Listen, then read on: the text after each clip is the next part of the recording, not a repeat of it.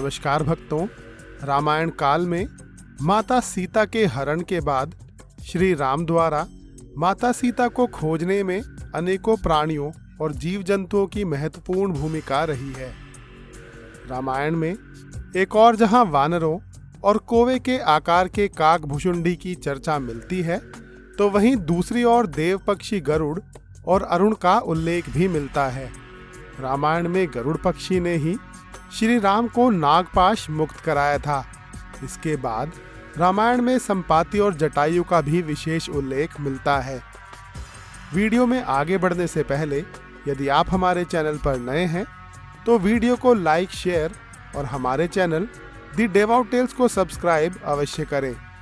तो चलिए जानते हैं संपाति और जटायु के विषय में कुछ ऐसी बातें जो आपने शायद नहीं जानी होंगी। रामायण में संपाति और जटायु को किसी पक्षी की तरह चित्रित नहीं किया गया है, लेकिन रामचरितमानस में यह भिन्न है। रामायण के अनुसार जटायु गृधराज थे, जो ऋषि ताक्षर्य कश्यप और विनीता के पुत्र थे। गृधराज एक पर्वत था जो गिद्ध के आकार की भांति दिखाई पड़ता था। संपाति और जटायु दोनों को कई जगह गिद्धराज तो कुछ जगहों पर गरुड़ बंधु कहा गया है। कौन थे संपाति और जटायु? श्री राम काल में संपाति और जटायु नाम के दो गरुड़ थे। ये दोनों ही देव पक्षी अरुण के पुत्र थे। दरअसल प्रजापति कश्यप की पत्नी विनीता के दो पुत्र हुए, गरुड़ और अरुण। गरुड़ जी विष्णु की शरण में चले गए तथा अरुण जी सूर्य देव के सारथी हुए। संपाति और जटायु इन्हीं अरुण के पुत्र थे। क्योंकि इनके पिता अरुण एक गरुड़ प्रजाति के पक्षी थे, तो इसीलिए ही संपाति और जटायु को भी गरुड़ ही माना जाना चाहिए। कहाँ रहते थे जटायु? वेद पुराणों के अनुसार संपाति और जटायु दोनों गरुड़ बंधु थे। संपाति बड़े तथा जटायु छोटे भाई थे।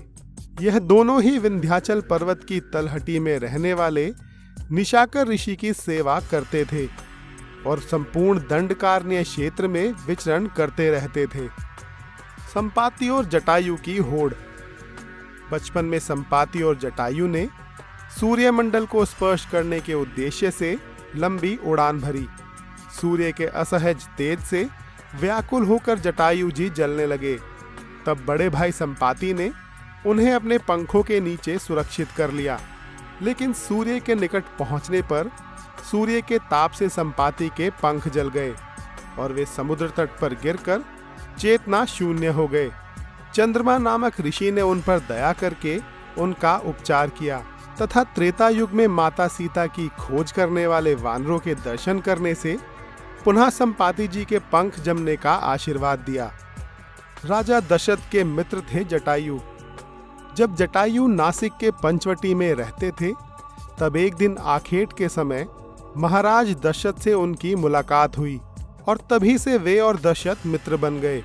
भगवान श्री राम जब वनवास के समय पंचवटी में पर्णकुटी बनाकर रहने लगे, तब पहली बार जटायु जी का परिचय श्री राम से हुआ। जटायु का बलिदान। रावण जब सीता जी का हरण कर पुष्पक विमान से माता सीता को लंका ले जा रहा था, तब माता सीता का करुण विलाप सुनकर जटायु ने रावण को रोकने का प्रयास किया, लेकिन भीषण युद्ध के अंत में शक्तिशाली रावण ने तलवार से जटायु के पंख काट डाले। जटायु मरणासन होकर पृथ्वी पर जा गिरे तथा रावण माता सीता को लेकर लंका की ओर चला गया। माता सीता को खोजते हुए श्री राम जब वन में भटक रहे थे, तो उन्हें घायल अवस्था में जटायु मिले। जटायु मरणासन थे। जटायु ने श्री राम को अपने इस हाल का कारण बताया और यह भी बताया कि रावण माता सीता का हरण कर किस दिशा में गया है। जटायु के मरने के बाद श्री राम ने उनका वहीं अंतिम संस्कार और पिंडदान किया। छत्तीसगढ़ के दंडकारण्य में आज भी जटायु जी का मंदिर स्थित है। मान्यताओं के अनुसार यही वह स्थान है जहां रावण से युद्ध के दौरान पंख कटने पर उनका शरीर आकर गिरा था। माता सीता के हरण के बाद श्री राम द्वारा माता सीता को ढूंढने की राह में जटायु पहले शहीद थे।